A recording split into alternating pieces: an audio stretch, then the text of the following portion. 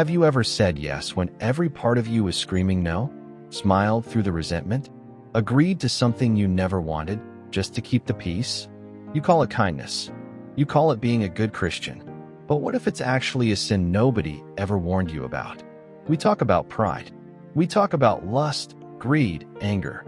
But there's a sin sitting quietly in almost every church pew, disguised as virtue, and almost nobody names it. People-pleasing. Here's the truth nobody tells you. People-pleasing isn't love. It's fear wearing a halo. So today, let's expose the hidden sin of people-pleasing and how to finally walk free from it.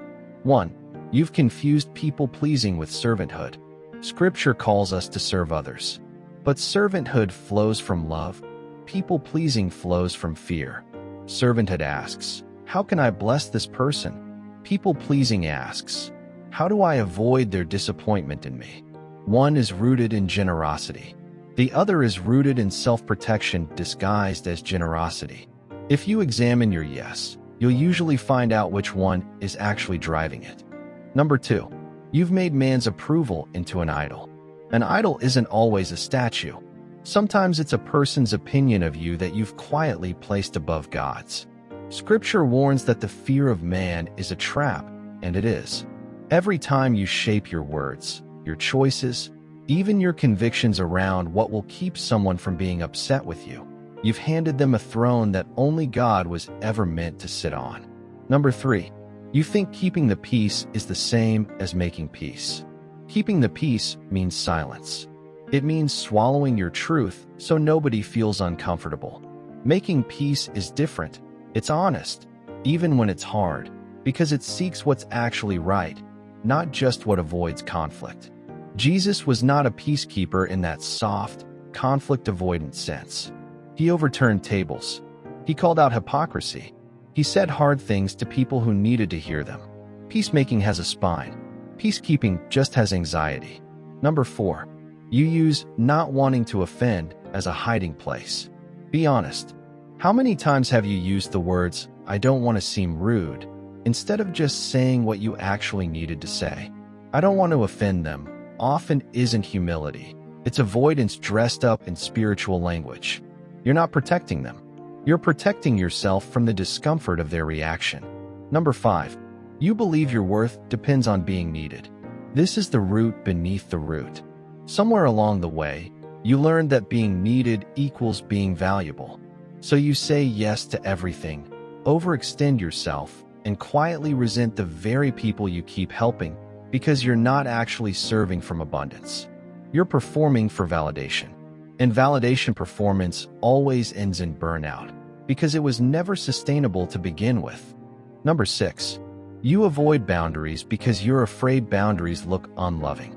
You think love means always available, always agreeable, always accommodating. But love without boundaries isn't love, it's self-erasure. Even Jesus withdrew from crowds. Even Jesus said no.